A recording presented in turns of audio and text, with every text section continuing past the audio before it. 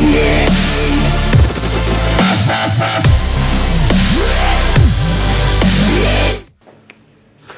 Students, आज का जो वीडियो होने वाला है ये class 12 book R D Sharma chapter 8 solutions of simultaneous linear equation का लेक्चर 10 का वीडियो होने वाला है। और आज हम आर डी शर्मा की एक्सरसाइज 8.1 को शुरू करेंगे।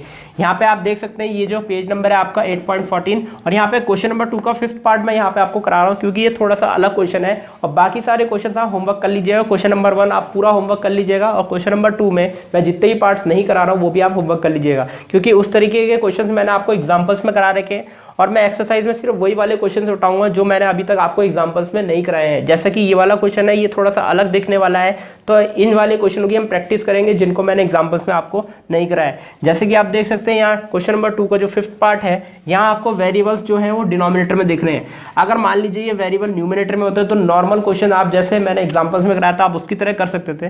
तो फर्क ज़्यादा कुछ नहीं है इसमें। वेरिएबल यहाँ पे आपका डिनोमिनेटर में, बस यही अंतर है। तो यहाँ पे आपको ज़्यादा कुछ नहीं करना है। एक ही वैल्यू आपको, सिर्फ ये जो नंबर्स दिख रहे हैं आपको ऊपर के साइड, वो आपकी एक ही वैल्यू हो जाएगी।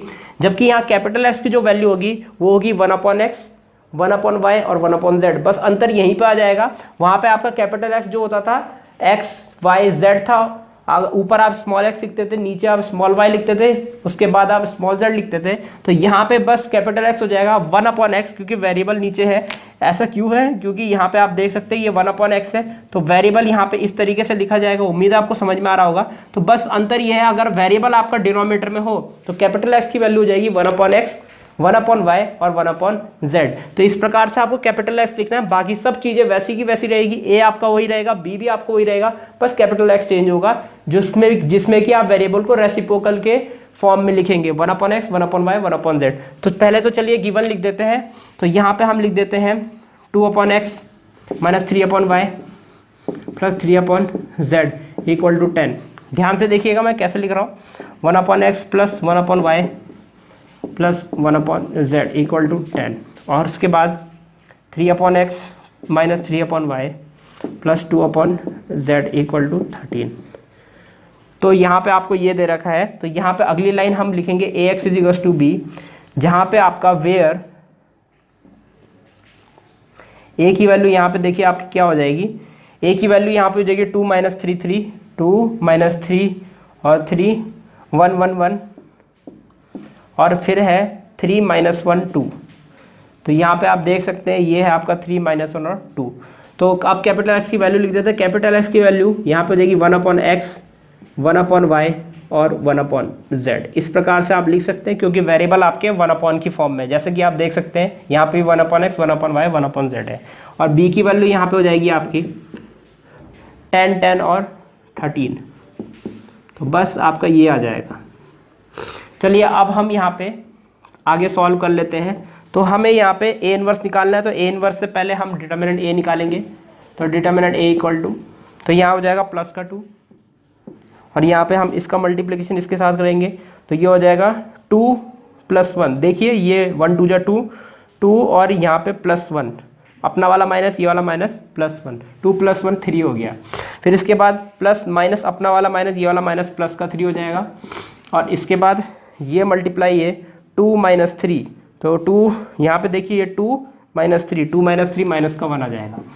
और फिर प्लस माइनस, फिर यहाँ प्लस होगा और प्लस का 3 हो जाएगा यहाँ पे, और ब्रैकेट में आएगा आपका -1 माइनस का 3 माइनस का 4। तो चलिए डिटर्मिनेंट ए देख लेते कितना आएगा। ये आ जाएगा 6 - 3 माइनस का 12 और 6 - 15 माइनस का 9 इज़ नॉट इक्वल टू 0। तो यहाँ पे आप देख सकते हैं 6 - 15 आपका माइनस का 9 हो जाएगा। ये not equal to 0, therefore A is non singular लिख देंगे आप। A is non singular and unique solution. Hence it is invertible। इसलिए ये क्या है, इन्वर्टिबल है। तो चलिए आगे बढ़ते हैं, इसको हम आगे सॉल्व करते हैं। तो देखिए क्या होगा। अब यहाँ से हम कोफैक्टर्स निकाल लेते हैं। C11, C12, C13, C21, C22, C23, इसको थोड़ा सा बड़ा बना देते हैं हम, C31, C32 और C33। यहाँ पे हम इक्वल टू के निशान बना देते हैं। तो देखिए यहाँ पे हमने ये कर दिया। अब देखिए यहाँ पे हम लिखेंगे, ये देखिए ब्रैकेट में 3 है तो यहाँ 3 लिखा, ये -1 है और यहाँ पे -4 है। अब ये मैंने कैसे लिखा, आप मेरे पुराने वीडियोस को देख सकते हैं मैं कैसे लिख रहा हूँ, वहाँ पे मैंने आपको टेक्निक बताई थी। ये जो ब्रैकेट के अंदर के नंबर है आप यहाँ लिख दीजिए, ये आपके M11 की वैल्यू, ये M12 और M13 की वैल्यू है। बाद में इसके साइन चेंज करके, यहीं पर साइन चेंज करके हम कोफैक्टर्स निकाल लेंगे। चलिए अब हम यहाँ पे M21 निकाल देते हैं। तो इसको छुपाएंगे और इसको छुपाएंगे, तो ये आ जाएगा आपका -6 और ये हो जाएगा आपका +3, माइनस माइनस प्लस, तो ये हो जाएगा -6 और ये हो जाएगा +3, -6 + 3 आपका -3 हो जाएगा। C22 यानी M22 के लिए इसको छुपाएंगे और इसको छुपाएंगे, यानी कि 2 2 जा 4, -9, 3 3 जा 9, 4 - 9 होता है आपका -5। C23 ये छुपाएंगे और ये छुपाएंगे, ये -2 हो जाएगा, -2 और +9, तो यहाँ पे ये मल्टीप्लाई किया। C23 की बात कर रहे हैं, C23 की बात कर रहे हैं, तो इसको छुपाएंगे, इसको छुपाएंगे, -2 +9, -2, 3 3 जा 9 +9, -2 + 9 7। और यहाँ पे अगला चलते हैं, यहाँ पे ये छुपाएंगे और ये छुपाएंगे, तो -3 और -3, -3 -6। C32 यहाँ पे इसको छुपाया और इसको छुपाया, 2 1 जा 2, -3, 2 -3 -1। और लास्ट में है C33, इसको छुपाएंगे और इसको छुपाएंगे, 2 + 3, देखिए ये 2 है, अपना वाला माइनस, ये वाला माइनस प्लस हो जाएगा, 2 + 3 5। अब यहाँ पे देखिए साइन कहाँ चेंज हो गए, same different, same different, same different, same different, same. अब हम एडजॉइंट ए लिख देते हैं जल्दी से। एडजॉइंट ए इक्वल टू, यहाँ पे जाएगा 3 1 -4, 3 -5 -7, इसको थोड़ा सा दूर लिख देते हैं, और -6 + 1 5, इसका होल का ट्रांसपोज। तो एडजॉइंट ए की वैल्यू जो यहाँ से आएगी, एडजॉइंट ए इक्वल टू, तो यहाँ पे आएगा आपका 3 1 -4, 3 1 -4, 3 -5 -7, 3 -5 -7, -6 1 5, -6 1 और 5, तो ये आ जाएगा। तो ये एडजॉइंट ए निकल चुका है, डिटर्मिनेंट ए हमने निकाल दिया। चलिए ए इनवर्स निकाल देते हैं। अब यहाँ पे मैं मिटा देता हूँ इसको।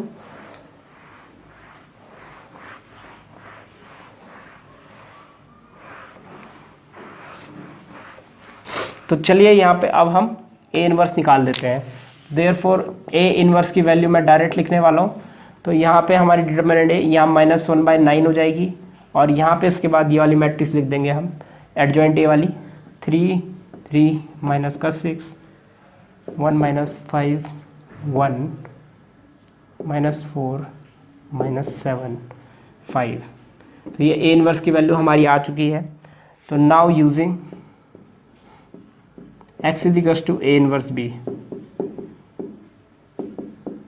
अब देखिए x की वैल्यू आप जानते हैं, ये रही आपकी x की वैल्यू, जिसको 1/x 1/y और 1/z लिखेंगे लेफ्ट हैंड साइड में, इक्वल टू a इनवर्स की वैल्यू ये है -1/9, और यहाँ पे हम 3 3 -6 लिख देते हैं, थोड़ी दूरी में जाके लिखते हैं, 3 3 -6 और 1 -5 1 -4 -7 5, और b की वैल्यू आप यहाँ दे सकते हैं 10 10 13। इस प्रकार से ये आपको दे रखा है। मल्टीप्लाई कर लेते हैं, 1/x 1/y 1/z equal to -1/9। Multiply करेंगे तो देखिए यहाँ पे कितना होगा, 30 + 30 60 60, और 13 6 जो होता है 78, तो -18 आ जाएगा यहाँ, क्योंकि -78 + 60 -18। इसके बाद यहाँ पे हो जाएगा 10 -50, तो यहाँ पे आप देख सकते हैं ये 10 -50 + 13 + 13 + 10 + 23 + 23 और -50 प्लस का 23, माइनस का 50, माइनस का 27। इसके बाद नेक्स्ट माइनस 40, माइनस 70, माइनस का 110 और प्लस का 65, प्लस का 65, माइनस का 110, शायद माइनस का 45 आएगा।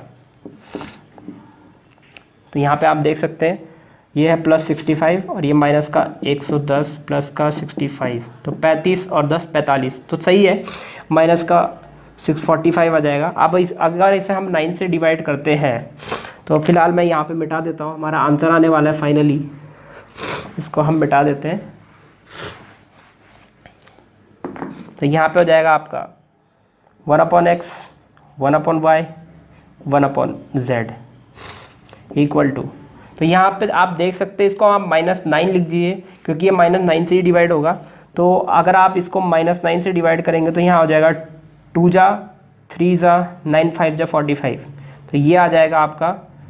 तो यहाँ पे कॉमा करके लिख दो, देयरफॉर 1/x की वैल्यू हमारी 2 है, 1/y की वैल्यू हमारी 1/y की वैल्यू कितनी है 3 है, और 1/z की वैल्यू कितनी है 5 है।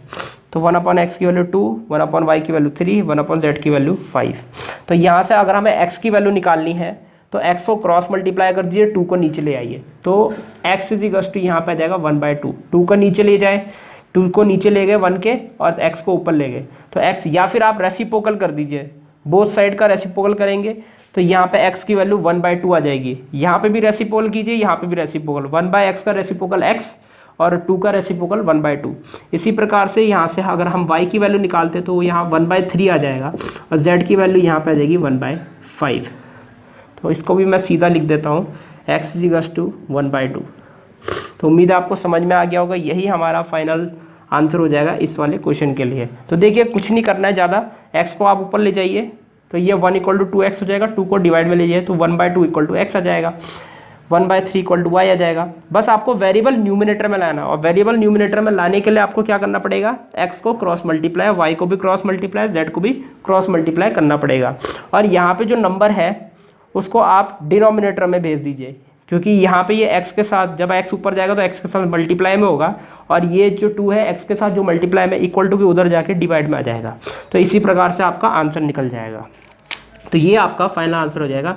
आप यहाँ पे लिख सकते हैं this is the required solution, इस तरीके से भी आप लास्ट लाइन लिख दीजिएगा, this is the required solution, ये आपका रिक्वायर्ड सोल्यूशन हो जाएगा। तो इस प्रकार हमारा ये वाला क्वेश्चन यहीं पर समाप्त होता है। तो चलिए अब हम क्वेश्चन नंबर 3 की तरफ चलते हैं। यहाँ पे हमें बोला गया है show that the system of equation is consistent and find their solution. तो हमें शो करना है कि ये जो सिस्टम ऑफ इक्वेशन है ये कंसिस्टेंट है और इसका सोल्यूशन फाइंड करना है। तो देखिए यहाँ पे मैं ये वाला क्वेश्चन कर रहा हूँ, ये थोड़ा सा अलग क्वेश्चन है, बाकी सारे क्वेश्चन हमने एग्जाम्पल की तरह है, तो आप उनको होमवर्क कर लीजिएगा। तो चलिए इस वाले एग्जाम्पल को, इस वाले क्वेश्चन को हम शुरू कर लेते हैं। तो हमें गिवन है यहाँ पे 6x + 4y = कितना है, हमें 2 दे रखा है, और 9x + 6y = हमें यहाँ पे 3 दे रखा है। तो ये हमें दे रखा है। तो चलिए आगे बढ़ते हैं।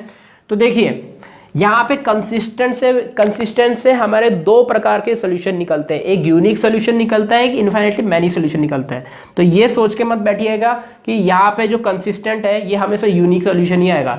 हालांकि आप मानते हैं कि यहाँ पे क्या हो सकता है, डिटर्मिनेंट ए अगर 0 नहीं आएगा। ज़्यादातर बच्चे स्कूल में भी इवन यहीं पर इसी तरीके के एग्जाम्पल कराए जाते हैं, क्वेश्चंस कराए जाते हैं जहाँ पे कंसिस्टेंट को यूनिक सोल्यूशन ही माना जाता है, उनको इन्फिनिटली मैनी सोल्यूशन का केस नहीं कराया जाता है। तो ध्यान रखिएगा कंसिस्टेंट मैंने जो कि आपको टेबल बताया हुआ है वहाँ पे कंसिस्टेंट से 2 चीज़ों के सोल्यूशन में आती है, एक आती है आपकी यूनिक सोल्यूशन में, दूसरी आती है आपकी इन्फिनिटली मैनी सोल्यूशन में। तो यहाँ पे दोनों पॉसिबिलिटीज बन सकती है कि ये यूनिक सोल्यूशन भी बनेगा या फिर ये इन्फिनिटली मैनी सोल्यूशन भी बन सकता है।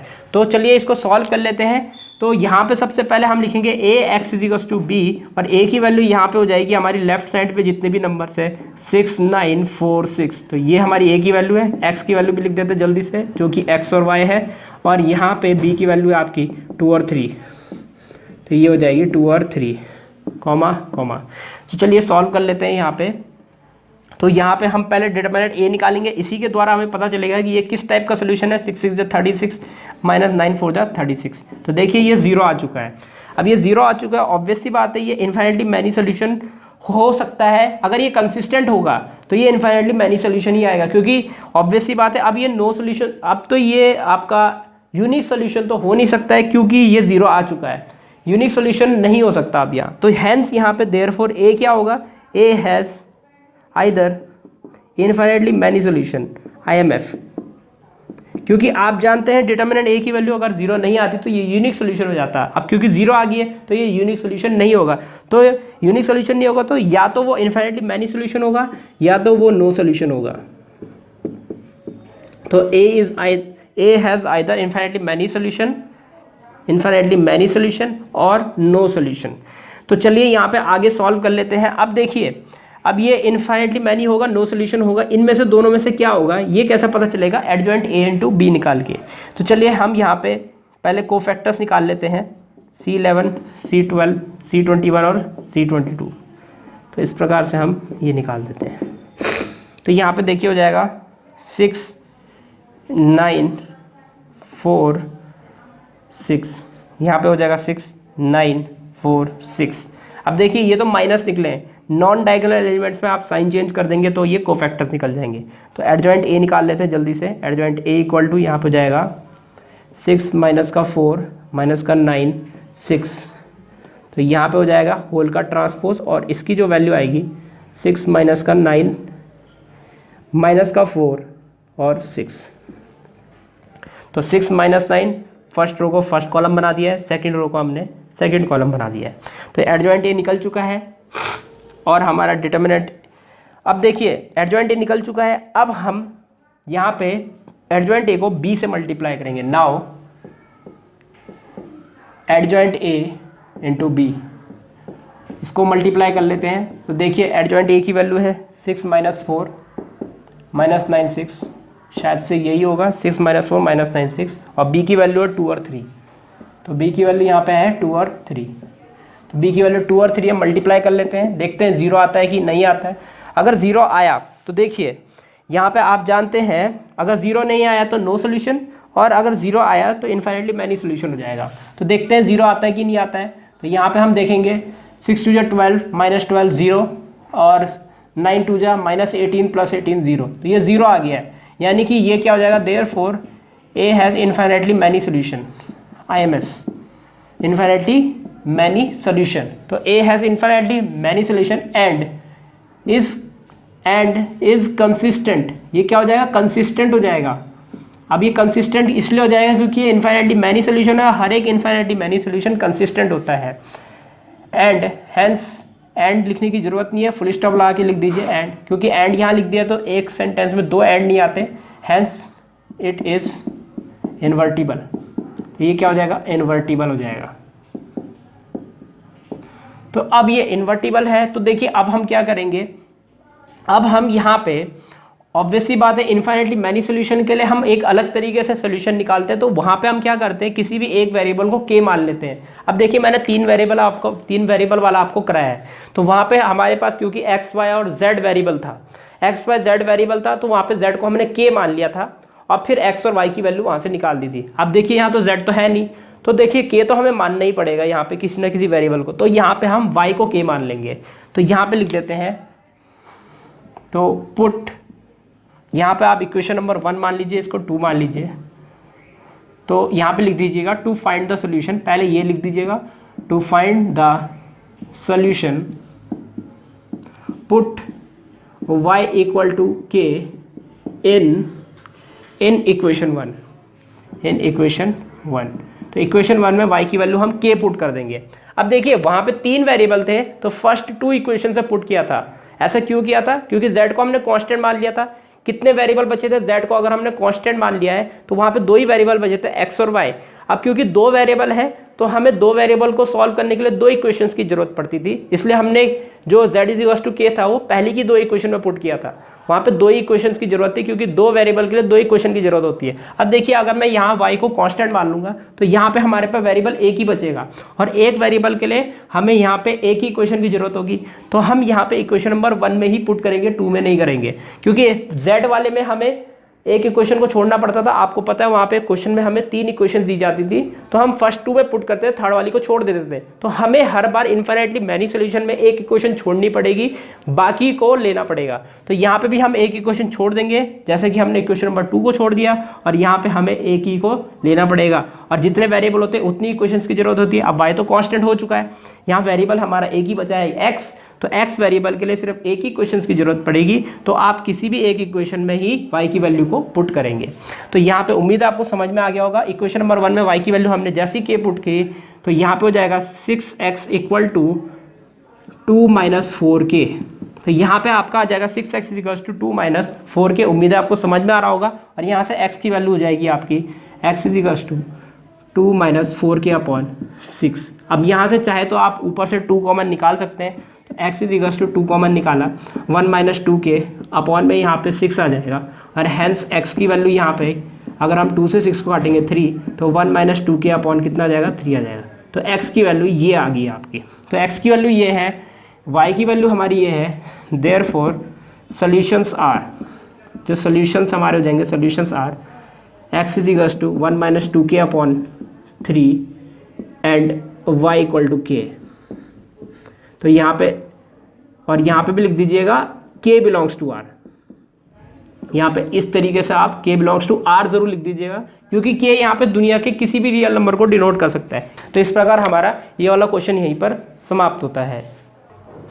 तो स्टूडेंट्स, इस प्रकार ये वीडियो यहीं पर समाप्त होता है। उम्मीद है आपको वीडियो समझ आया होगा। इसके नेक्स्ट वीडियो में हम आगे ये क्वेश्चंस डिस्कस करेंगे। इस वीडियो को देखने में आपका बहुत बहुत धन्यवाद। अगर आपको वीडियो समझ आया तो आप इसको लाइक जरूर कर दीजिएगा और अपने दोस्तों को इसको शेयर जरूर कर दीजिएगा, और इस चैनल को सब्सक्राइब भी जरूर कर दीजिएगा, क्योंकि मैं आगे भी इस तरह के वीडियोस आपके लिए लाता रहूँगा। तो सब्सक्राइब जरूर कर दीजिएगा। फिलहाल के लिए इस वीडियो में इतना ही। मिलते हैं हमारे नेक्स्ट लेक्चर में।